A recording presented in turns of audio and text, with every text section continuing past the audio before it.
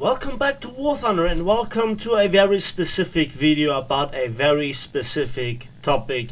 Maybe we will scratch on another topic if I have time in the commentary to cover this as well, which is also kind of, on my chest, so to speak, for a very long time. And probably the video will have the title Noobs of the Sky 2.0.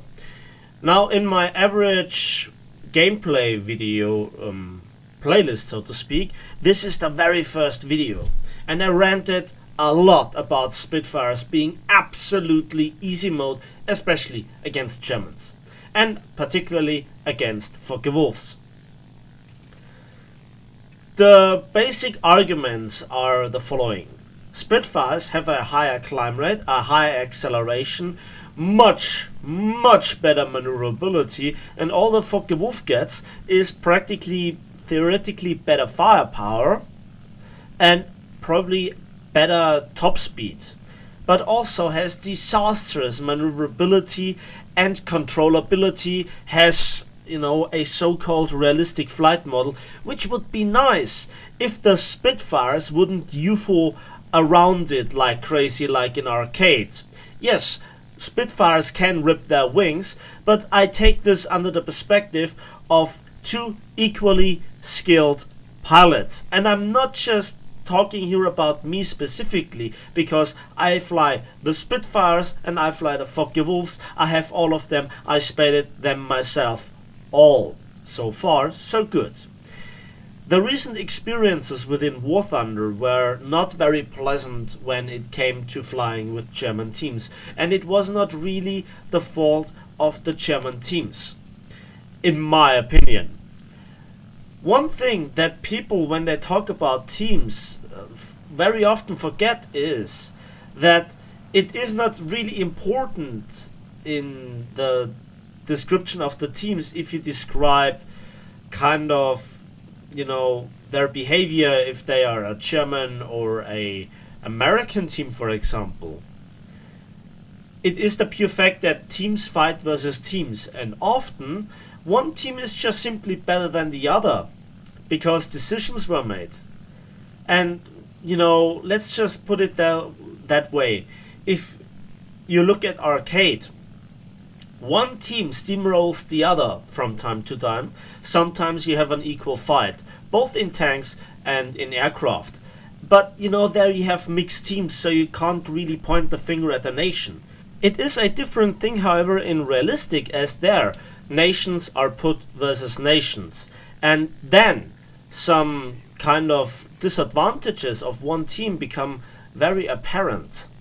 I spoke a lot of times why Allied actually lose battles, but now the tide has a little bit turned in my recent examples, and you will see an example right now. I had no idea where this P-47 came, but that leads me to the next thing.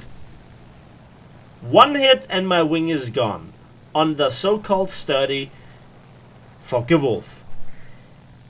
And I'm dead. There is nothing I can do. My wing is gone. End of story. So far, so good. Nothing really exceptional has happened, except that for this guy 50 cal worked, and when I play them, yeah. It has nothing to do with kind of the ping or the stability of the internet connection. What you will see in this battle right now is the exact opposite. Now, this battle was on Norway, and I like Norway. You have an air spawn, the air is cooler, and with the Focke-Wulf your oil doesn't overheat as fast, which you have no control over even with the manual engine control. I hadn't figured out any way so far, so yeah, but let's just leave this aside. By the way, it is a mixed battle, but we have the very same engagement. Look, what I have a problem with is unfair fights. It is the task of the developer to make the engagement from the beginning as fair and equal as possible. I call it balanced, whatever you want to call it, lame or boring, whatever. But I'm interested because then it's my task to make the fair as unfair, to make the fight as unfair as possible. And that then shows my skill and not the big impact of the plane. I agree that it is important to have a different flavor for each plane, each tank, and in the future each boat. But what I don't want to see is stuff like this. So, this is a hit, a critical hit. I ripped off a part of his wing. And he can pull up and shoot at me. And it's just his inability of proper aiming that just lets me get away with it. That is a Spitfire. Again, the Spitfire has better climb rate, better acceleration, better maneuverability, and in this case even better firepower. I ripped off his wing, he still flies, and remember his name, Lord Arado. Oder Lord Arado in German, whatever. Now I have to chase him down, but somebody is behind me, and at the beginning I did not really care. By the way, it's a beautiful sunset, by the way. And he turns around, and you can see my disastrous aiming capabilities. I couldn't hold the plane steady. Then I see this A7M1 chasing a Yak-9T.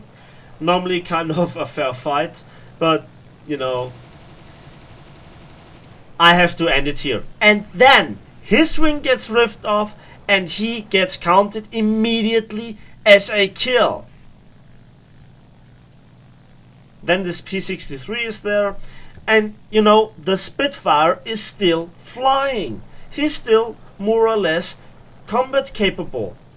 I made this clear on numerous occasions. So a Spitfire overall has so many advantages over so many other fighters at their specific battle rating.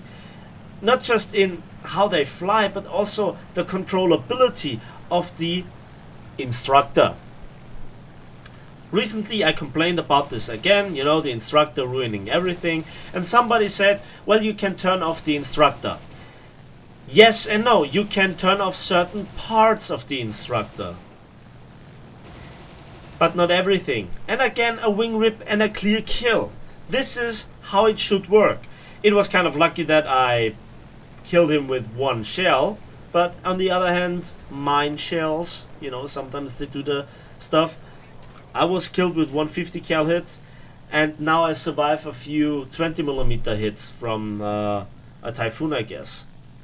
So now I'm damaged, and immediately the controllability and responsiveness of the plane gets thrown out of the window.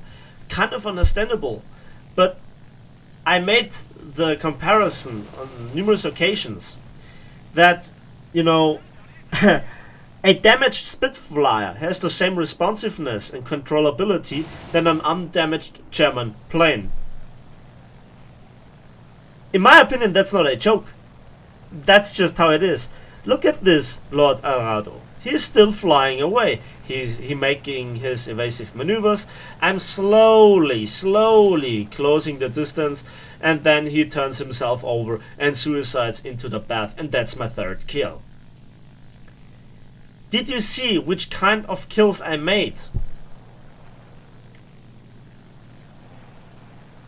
No? Yes?